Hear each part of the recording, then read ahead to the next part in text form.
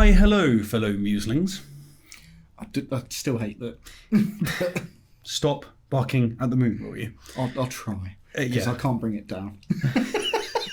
Anyway, today we're going to continue tearing apart the writing in the Rings of Power, and our chosen episode is again that disaster piece that was episode 6, and a little bit of 7. I still hate it. Yeah. Shall we take a look?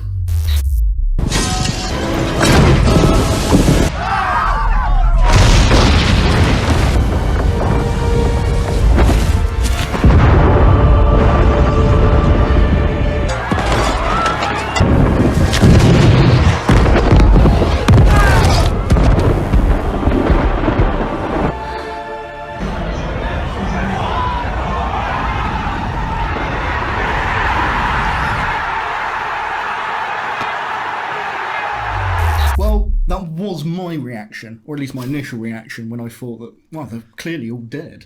But what about your favourite character? Eh? The horse. Oh, yeah, the horse is the most consistent character in the show. Like, I really felt it when it wanted to eat that apple. Which he threw overboard for no reason. Yeah, we'll get to that another time. Now, the importance of this scene simply can't be stressed enough, because it's the combination of basically so many different plot lines that have been running all the way through. And of course, it's all going to have major impact on the ones that follow from here. Yeah, if there's a place not to drop the rock, it's here. It's a vital moment for, just as we said, several plots. Yeah, and now you may well be thinking, what was wrong with that? It looked great, surely. Why are you complaining? Well, there's some pretty insane contrivances that we're going to have to deal with. Yeah, let's dive in. We're going to have to start off with this key. Now, this is a very evil key. It feeds on blood, emits fire and smoke, and as Theo tells Arondir, it has a corrupting influence. And he's talking about it like a drug addiction. Yeah, and Arondir helps out his homie by saying, You're addicted to meth, are you? Well, be rid of it by taking this block of it and throwing it away. Steve, we're going to have to pick our battles, otherwise we'll be here forever. So let's not focus on that bit of stupid, nor the fact that nobody noticed the hilt wasn't actually wrapped in that cloth. Yeah, because they're totally the same weight and shape, aren't they? Yeah, we're also going to have to ignore the fact that Galadriel never looked at it at all, nor the fact that she never handed it back to Arondir until she wasted some time threatening Adar. No, look, see, now I'm getting carried away. All right, so what does this key do? Sure, let's reverse engineer this. Wally takes the key to the ruined watchtower, to the mural that we very briefly mentioned last episode, and he inserts it into a keyhole at its base. Which, being important to the plot, the mural somehow survived Arondir's Jenga trap, didn't it? In fact, it's immaculate. Yeah, I don't know how that happened, but it did. But it is worse than that. In episode 5, Arondir reveals this mural to Sauron at the base of the Elven watchtower. Why is it here? Oh, well, it's a fantasy show, dude, all right? Just don't think about it. It makes more sense that way. Right. Arondir also calls this evil sword thing a key, so that means he knows what it is. Yet he doesn't notice the fucking keyhole right in front of where he's standing. Nor did any of the elves in the hundreds of years they've been here. Because if they had noticed this, they would never have abandoned the tower. They would have had to stay and defend it. But no, they can't see this because the plot needs to happen. What the fuck is this show? Indeed, keen are the eyes of the elves. So, okay, look, General Wally has evidently been informed by Adar of how to use the key, and so upon turning it, we finally see what this evil key does. The evil key that even Arondir couldn't destroy. And what does this key that previously enslaved their ancestors do? That's right, it opens up a spillway in a dam. That's it. That's all it does. So this centuries-old plan of Sauron was to, what? Flood the Southlands? Because what happens next doesn't really appear to have been part of his plan, but rather Adar's. I don't know, man. Maybe he planned for Adar to kill him and dig hundreds of miles of tunnels to finish his plan for him. Tunnels and massive open trenches surrounded by burnt trees, which, by the way, the elves didn't notice. Keen are the eyes of the elves. Quite. So the water then travels hundreds of miles from the village to Udûn in just a few seconds, despite how slowly it appears to be moving. And talking of speed, if we assume the volcano is 100 miles away, which given the scale of the map is extremely generous, and we ignore the fact that the show makes out that the water is flowing relatively slowly, and we assume that the orcs have created a perfectly straight tunnel, Which we know they haven't. indeed, then we can do some maths, right? In a violent tsunami, water can move up to 500 miles per hour, and so assuming constant speed, they had 12 minutes to run from the moment the water began bursting through their village. To which, why would you not run? Yeah, I mean, your entire village is exploding from water pressure. Why are you still there? Yeah. I'd be gone. Yeah, and yet they're all stunned until the eruption gets back to them after the 12 minutes of having to get to the bloody volcano. Time has no meaning at all in this show. And in these set pieces, no one takes any action unless they're on screen. It's like, as I Yeah. said before, they just don't exist if they're not on screen. One thing this show has done for me is it's got me to want to know a thing or two about volcanoes. And what I've learned is this is just not how they work. Water can cause an eruption, and this is a steam eruption, when it's under intense pressure. Look at this open cavern. There's no pressure here. So what you're saying is that it wouldn't cause a nuclear detonation? No, of course not. This is certainly not just by water coming into contact with it. And what we see here is an eruption approaching that of a supervolcano, throwing molten debris hundreds of miles. They're not surviving this. Well, one thing I like about this show is that it's brought the term pyroclastic flow into our vocabularies. Yeah. This is a dense cloud of gas and volcanic matter travelling very quickly and with temperatures up to 1,000 degrees. So I'm sure you can all imagine, this should incinerate all living organisms instantaneously, including Galadriel. Seriously, the body fluids would vaporise and their brain would turn to glass. We've seen examples of this before. You know, Pompeii's the most famous and obvious one. Well, to their credit, we even see it flattening buildings in its path, showing its kinetic force as well, right? Yeah, so they're all dead then. Oh, definitely. Oh no! Anyway, in the next episode we see that they're all alive. Oh no. With all this ash in the air, and, you know, her even being covered in it, she shouldn't be able to breathe. But she does have special elf lungs, which she used to travel all of that distance, remember? She needed that for swimming. Fine. What about all the humans? It's a fantasy show, Reese. What the fuck, mate? We saw fireballs, explosions, just utter devastation.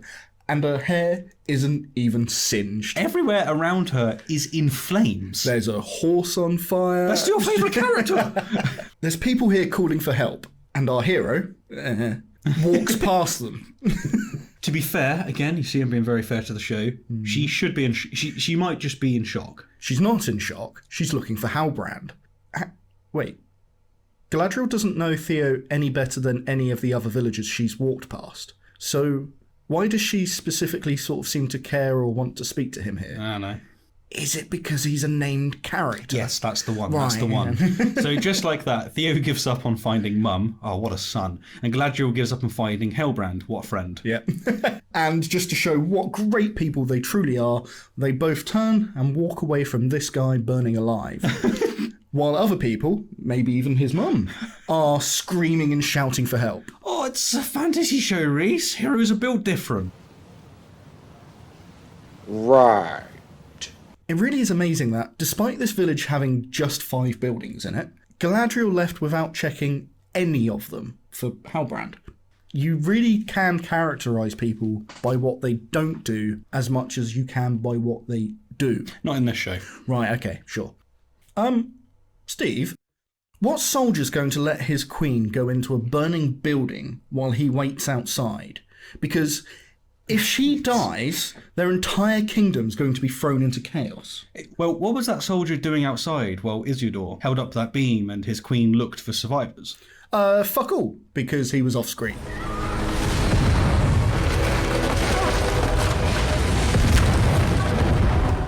Honestly, why bait the death of a character we know has to survive? Isildur cuts the ring from Sauron's hand, doesn't he? So he can't die here.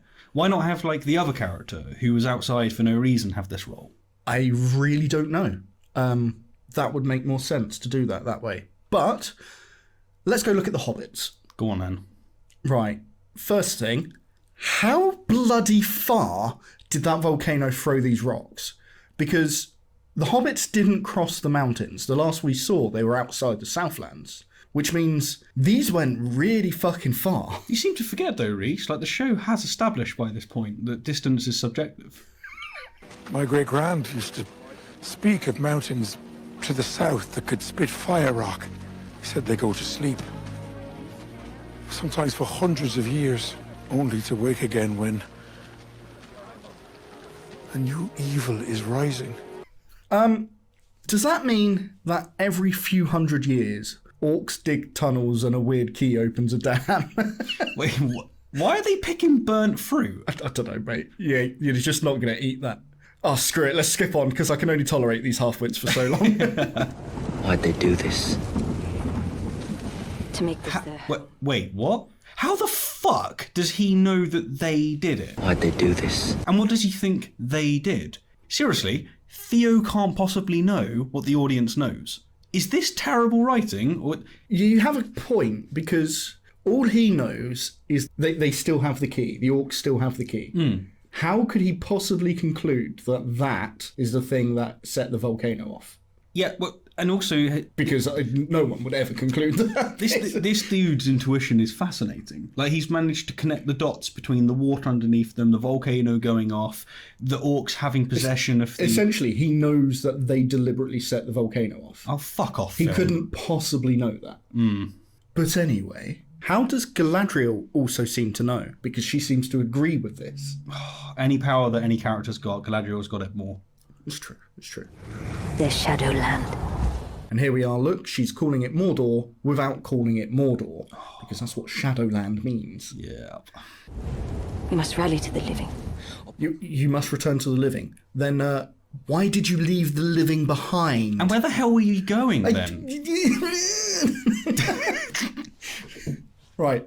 When the eruption occurred, Elendil ran off looking for the Queen in the village of 5 buildings. Yes. So he didn't have far to look, really, did he? No.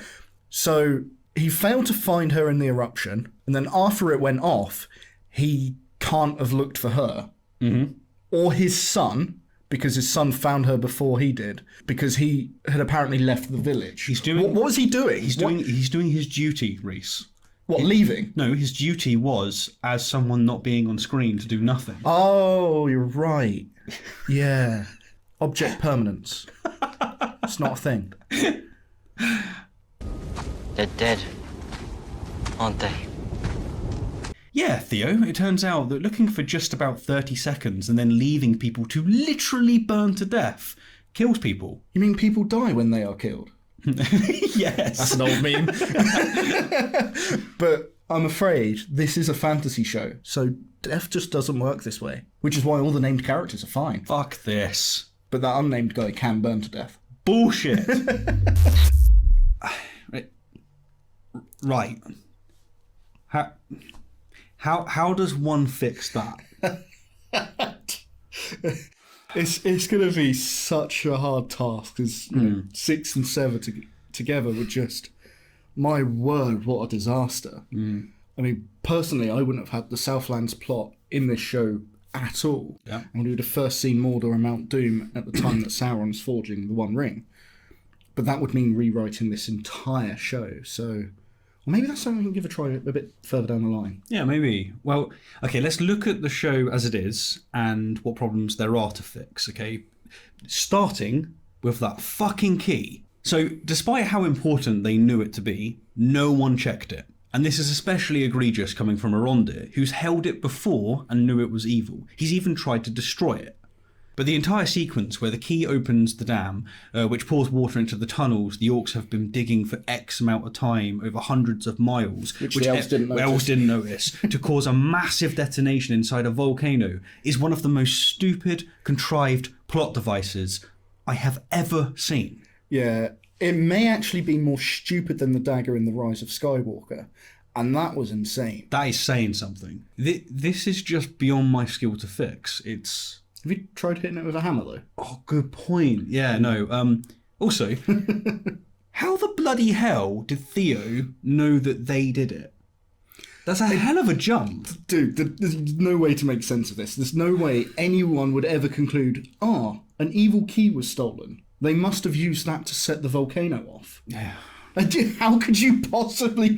Look, we're in agreement, yeah? Yeah, we were in 6 and 7 are the worst, and they're basically unfixable. It drags an already meh show into the dirt. It completely ruins it. Bye.